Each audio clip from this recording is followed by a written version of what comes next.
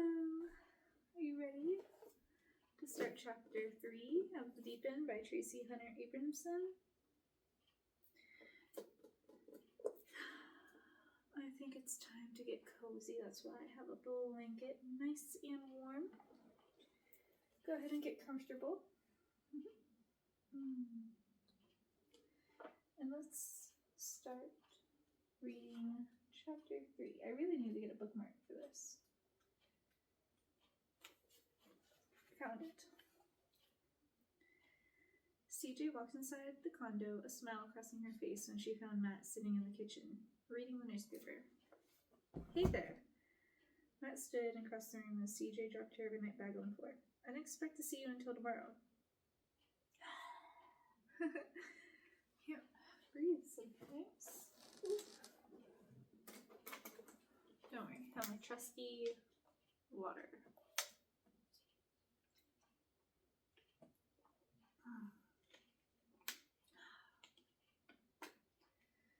Better. Now. The DA had me testify first thing this morning, CJ explained, reaching up to press her lips to his. The tension in her neck and shoulders eased as his arms came around her and pulled her close. I missed you. Matt skimmed his fingers along her jaw and studied her a moment. Did everything go okay? It was fine. CJ let out a sigh. I'm just glad it's over. Me too. Matt took her hand and nodded toward the kitchen table. Come sit down and eat something. You can tell me about it over breakfast. It's almost 1 o'clock, CJ pointed out, sitting down across from him, taking a look at what he had chosen for breakfast. She shook her head, wondering if he would ever outgrow Lucky Charms.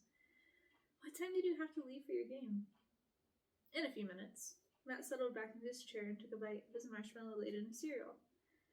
By the way, thanks for leaving me that note about my car.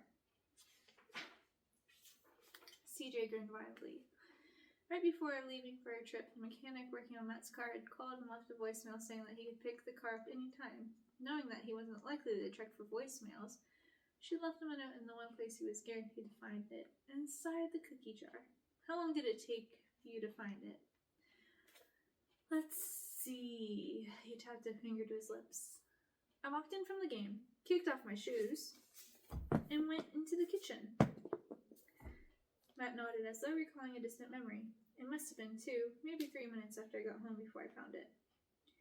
You always had a weakness for my chocolate chip cookies, CJ laughed. Very true. Matt glanced at his watch and stood up. I'd better get going. CJ nodded, tipping her head back to kiss him goodbye. Have a good game. See you later. Matt picked up his suit jacket and slipped it on as he headed for the hallway leading to the downstairs entrance. I love you. Love you too, CJ called after him.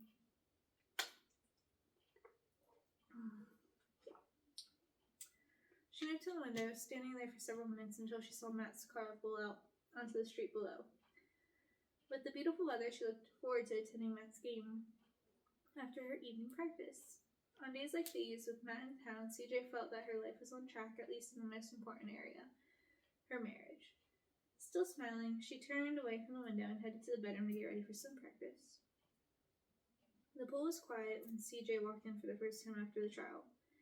The lifeguard was still setting out gear in anticipation for the 5 o'clock practice that would begin in another 10 minutes. CJ's coach wasn't on deck yet, and she reminded herself of the reason she had given him for missing practice. Not for the first time, the excuse was a family funeral. Personally, CJ felt that excuse had been used far too often. She dropped her bag onto a deck chair, noticing for the first time that the events for the upcoming meet had been posted on the team bulletin board. Nerves jumped in her stomach as she walked the few yards to the bulletin board. When she had signed up for the meet, she had planned to enter the 100-meter breaststroke, 200-meter breaststroke, and 200-meter individual medley. Scanning the lineup, CJ finally found her name. Under it was listed only one event, the 200-meter breaststroke. She read over the list again, hoping there had been some mistake, but again she found that she was only listed as competing in one event. CJ began reading the events a third time, this time looking at the events her teammates were signed up for. Each of them had at least 2 events, some as many as 5 or 6 events. When she noticed Bridget Bannon's name, she had read her events and shook her head. Bridget had been entered in both the 100 and 200-meter breaststroke events, both individual medleys, and 100-meter freestyle in every relay. As hard as she tried, CJ couldn't understand her coach's logic. Surely he'd want her to swim the 100-meter breaststroke and the 200-meter individual medley. She had posted the best times on the team during the past month, surpassing Bridget Bannon's times in both events. Why would he only enter her in one event where Bridget would definitely beat her? And why would he give Bridget all the relay spots when CJ was faster in the shorter breaststroke distances?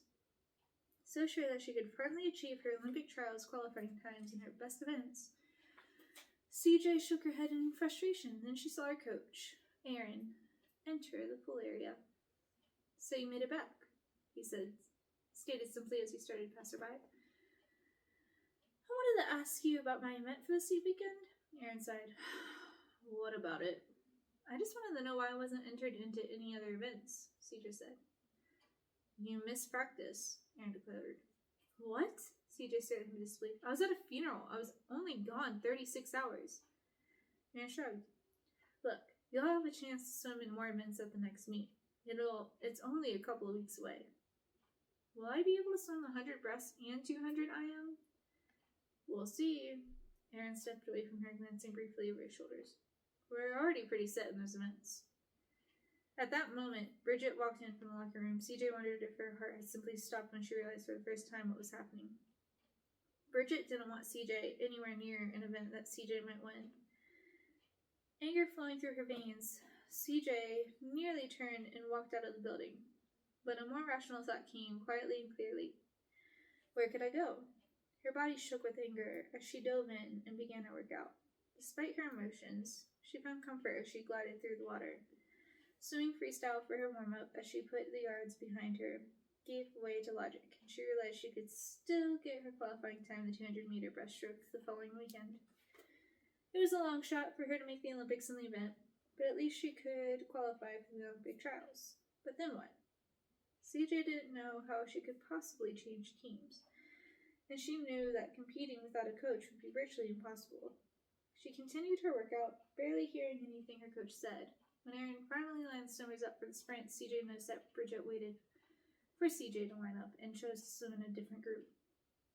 Her suspicions that Bridget didn't want to compete against her grew, and for the first time CJ glimpsed the depth of the politics that sometimes ruled the sports world. Matt opened his door and forced his exhausted body to move up the stairs and into the bedroom he shared with CJ.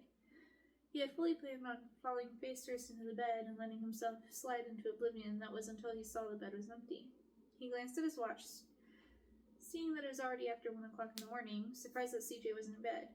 He moved down the hall to the living room. She was curled up on the couch, her eyes swollen and her cheeks tear-stained. The only light in the room came from the flames flickering in the fireplace in front of her. "What's wrong?" CJ just shook her head, tears threatened, but she swallowed hard. "My coach isn't going to let me swim the 100. I can't qualify if I can't swim it." Matt looked at her more closely, surprised to see defeat in her eyes. He couldn't even remember a time when she had given up on anything. "Why won't he let you compete swimming it?" "I think it's because I can beat Bridget." CJ swiped at a stray tear as he sat down next to her. "What makes you say that?" Matt reached his arm around her shoulders, pulling her close. "It's the only thing that makes sense. Bridget's family practically owns the team, and no one wants to upset the balance. Least of all the coach." CJ leaned her head against his shoulder. "I beat her twice in practice last week. Both times in the 100 breaststroke, yet Aaron gave Bridget the spot in the medley relay. The only bet he signed me up for is the 200 breast, which is the one thing Bridget can beat me in. When I asked Aaron if I could swim the 100 breast and 200 IM in the next meet, he said that they were pretty set in those races. CJ, you're going to have to switch teams." CJ shifted so she could see more clearly. "Matt, do you understand what that would mean? The Olympic trials are 3 months away. No coach in his right mind would pick up a new swimmer in this late in the game." "Then do it without a coach," Matt suggested. "I don't think I can." "Look, why don't you see how this meet goes?" Matt asked. "Doug is nervous enough about you competing. It might be a good thing that you're only swimming one of your weaker events. If the focus stays on Bridget, hopefully the wrong people won't notice you." "I guess. Come on." Matt stood up and with a little effort scooped CJ off the couch. "It's time for bed." CJ reached up and kissed her husband. "I'm glad you're home." "Me too." CJ's team was spread out in a corner of the pool area, some playing cards, others watching in the meet, and still others preparing to swim. CJ stood apart, needing the space both physically and emotionally from the coach she had thought would support her Olympic dreams. Deep down, the seed had been planted. Did he think she wasn't good enough to compete in the Olympics, or did he really just want to protect the swimmer he had been training for nearly a decade? Bridget had been competing consistently since her childhood. CJ hadn't been in a single meet in almost a year. She pushed the negative thoughts aside, trying instead to think about Matt's baseball game.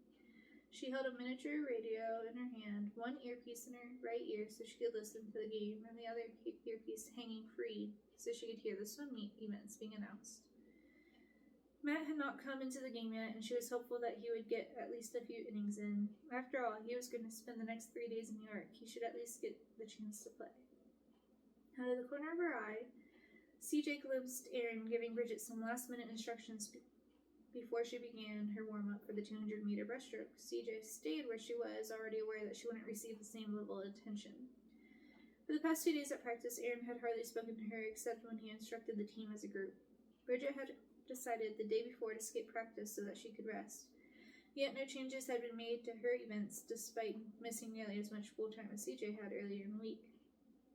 The commentator on the radio announced a pitching change as CJ pulled her earpiece out and tucked her radio inside her bag. Nerves fluttered in her stomach, a sense of anticipation to finally race again. She grabbed her towel and pulled off her shorts and t-shirt before heading to the warm-up lanes. Bridget was already in the pool, smoothly cutting through the water. CJ chose a different lane and began swimming freestyle to loosen up. A few minutes later, she switched to breaststroke, working on a few turns in her stroke count before getting out of the pool to check in for her race. She tried not to think about the fact that Bridget was in the lane next to her.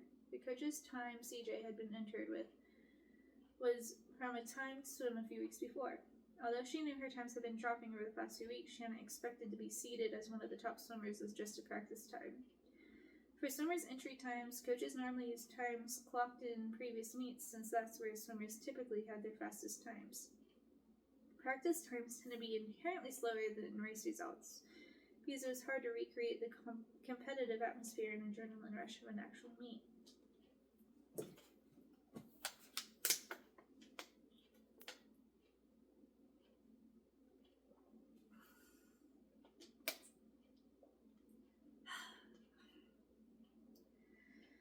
When CJ reached her lane, she let herself visualize the race. She swam it so often in practice, yet so many months had passed since she last felt the rush of adrenaline that came only from competition. Could she make the cut for the Olympic trials, and if so, could she possibly make it to the Olympics in the event? As the defending world champion, Bridget was expected to take first place at the Olympic trials, and the pressure was already on her to bring home the gold. They take 2 from each event, CJ reminded herself. The first and second place finishers in each event at the Olympic trials would make the Olympic team. Even if Bridget's times are out of her reach, CJ could still try to claim the second place spot at the trials.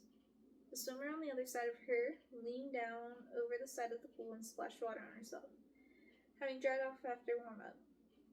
CJ opted to stay dry until she started her race. She didn't mind the shock of cold water. In fact, she was convinced that the rush of cold water helped her shake off the lingering nerves that she always struggled with while waiting for her race to start.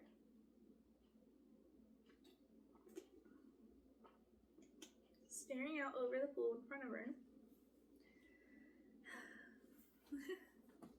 1 second. Oof.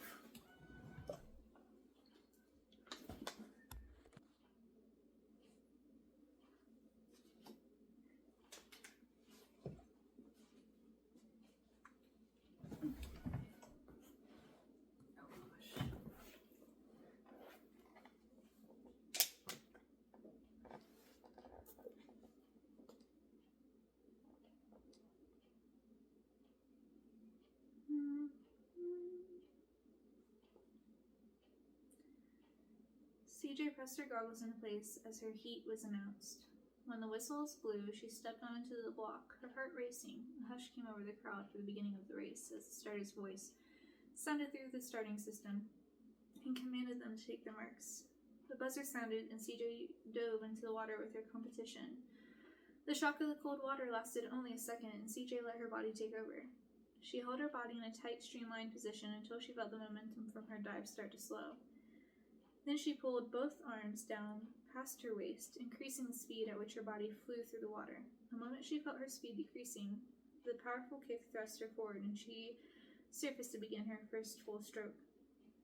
She pushed her arms up and out over the water's surface, squeezing her shoulders forward to reduce the resistance her body would create as she moved through the water. She found her rhythm early and reminded herself not to focus on the swimmers next to her, but rather to concentrate on the race she planned to swim. She tried to increase her speed as she approached the first turn, nervousness still humming through her. When she hit the 50-meter mark, CJ saw that she had already negated the lead Bridget had taken at the start. At the halfway point, they were still dead even. Not until the last turn did Bridget's height advantage manifest itself. CJ saw Bridget pulling away, and she concentrated on letting her kick push her efficiently through the water as she attempted to stay close to Bridget. Despite CJ's efforts, she still finished nearly 2 seconds behind Bridget. CJ looked at the scoreboard, a grin crossing her face when she saw that her time had qualified her for the Olympic trials. She rested on the lane line between her lane and Bridget's, stretching out her hand. "Nice swim, Bridget." Bridget glanced at CJ's hand before turning her back on CJ and climbing out of the pool. CJ looked after her, surprised at the complete lack of sportsmanship. "Don't worry about her," a voice came from behind her. CJ turned to see the girl that had placed a few seconds behind her, leaning with both arms over the lane rope. "You had a great swim. She isn't used to having someone push her that hard." "Thanks." CJ accepted the girl's outstretched hand and then pulled herself out of the pool. She turned back and added, "Good luck with the rest of the meet." "You too," the girl called after her, unaware that CJ was already finished. Next time we will read chapter 4. So, what do you think? Do you think that the coach was right on only giving CJ one event because she missed? Or do you think it was complete BS? I think it's complete BS, but that's just me. Well, thanks for being here. Much love. Enjoy the rest of your beautiful day. As I slowly, very, very slowly get out of this chair.